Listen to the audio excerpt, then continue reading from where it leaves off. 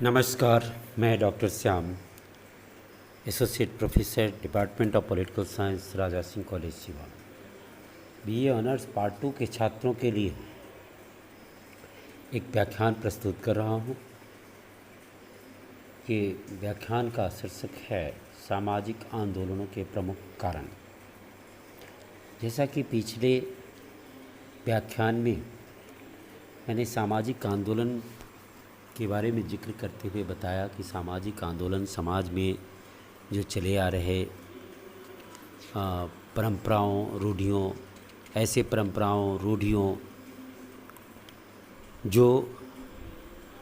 जिनमें कई विकृतियां होती हैं, उनमें कई अन्यायकर स्थिति होती है। उन स्थितियों में परिवर्तन के लिए जो प्रयास किया जाता है, उन प्रयास को ही आंदोलन कहा जाता है। ये जो सामाजिक आंदोलन होते हैं, ये कई कारणों से होते हैं। हम इनके कारणों पर पहले चर्चा करें तो पाएंगे कि सबसे पहला जो है इसका कारण है वो कल्चरल है, सांस्कृतिक कारण है। यानी किसी भी समाज में या किसी भी समाज की संस्कृति में सांस्कृतिक मूल्य और आदर्श में धीमी गति से परिवर्तन होते रहते हैं, और ये नवीन मूल्य ऐसे सांस्कृतिक स्रोत हैं जो कई बार आंदोलनों को जन्म देते हैं।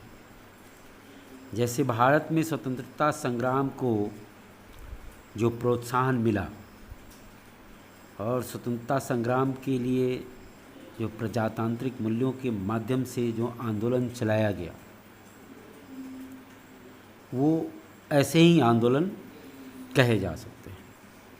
इसी तरह से अमेरिका में भी जो निग्रो लोगों के लिए समानता के लिए जो आंदोलन चलाया गया, तो वो भी इसी तरह का आंदोलन है। इसका मुख्य कारण सांस्कृतिक है। नेक्स्ट है सामाजिक कारण। सामाजिक आंदोलनों का एक बहुत बड़ा कारण सामाजिक कारण भी है। अधिकांश सामाजिक आंदोलन जो होते हैं वो सामाजिक कारणों से ही होते हैं। कई कारणों से समाज में असंतोष बढ़ता रहता है, सामाजिक विघटन की स्थिति आती है, सामाजिक कुरीतियाँ होते हैं, औद्योगिकरण, नगरीकरण, आधुनिक शिक्षा के कारण जो ज्ञान आता है लोगों में, और जो परंपराएं हैं उनसे जो सामंजस्य बिठाने में परेशानी होती है, समाज में जो अत्यधिक असमानता की स्थिति है या अत्यधिक परिवर्तनशीलता की स्थिति होती है, इन सब के कारण सामाजिक आंदोलन होते हैं।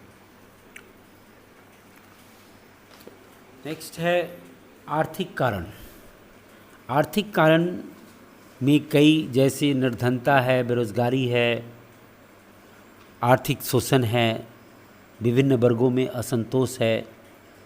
इन कारणों से भी सामाजिक आंदोलन होते हैं। कार्ल मार्क्स वर्ग संघर्ष में आर्थिक कारणों को ही महत्वपूर्ण बताते हैं।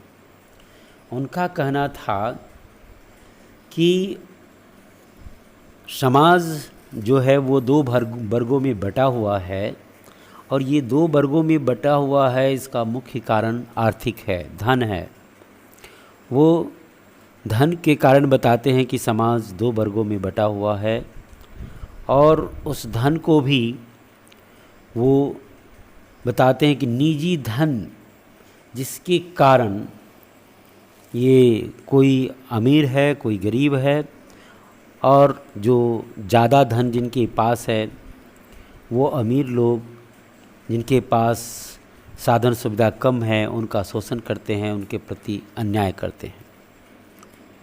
तो ये जो दो वर्ग है, तो इसमें एक वर्ग जिसके साथ अन्याय किया जा रहा है, जो पीड़ित वर्ग है, जो सुविधाहीन वर्ग है, वह सुविधा प्राप्त वर्ग के खिलाफ जो आंदोलन करता है, इसका मुख्य कारण आर्थिक कारण है। और इन कारणों से भी सामाजिक आंदोलन होते हैं। राजनीतिक कारणों से भी सामाजिक आंदोलन होते हैं। कई आंदोलनों का स्रोत राजनीतिक व्यवस्था होती है। वर्तमान राजनीतिक व्यवस्था या सरकार के प्रति अत्यधिक असंतोष, राजनीतिक व्यवस्था को परिवर्तित करने की इच्छा, ये सब विभिन्न राजनीतिक कारणों के कारण सामाजिक आंदोलन को बढ़ावा मिलता है।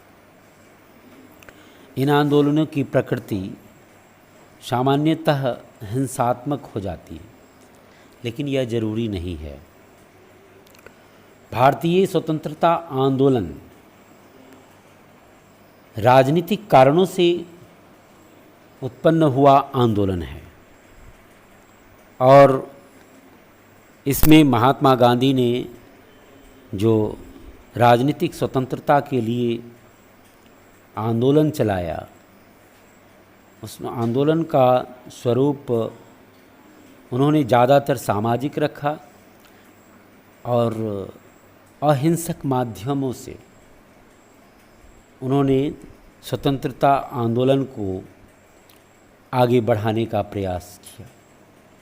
उन्होंने अपने आंदोलन को अहिंसा पर आधारित किया और जब कभी उनको आंदोलन का रूप बिगड़ता हुआ दिखाई दिया, जैसे ही उसमें हिंसा पाते थे, वैसे ही उन आंदोलनों को वो स्थगित कर देते थे। तो ये जो भारत का स्वतंत्रता आंदोलन है, यह राजनीतिक कारणों से उत्पन्न सामाजिक आंदोलन, इसे हम कह सकते हैं। नेक्स्ट है जनसंख्यात्मक कारण। जनसंख्यात्मक वृद्धि के कारण या जनसंख्या में तीव्र वृद्धि के कारण समाज में कई तरह की समस्याएं पैदा होती है। जैसे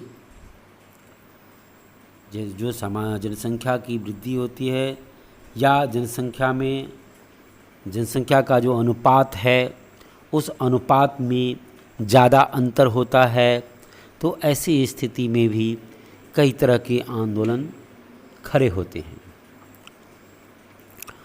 और इन जो जनसंख्यात्मक असंतुलन होता है, इस जनसंख्यात्मक असंतुलन के कारण कई तरह की कुरीतियों का भी विकास होता है।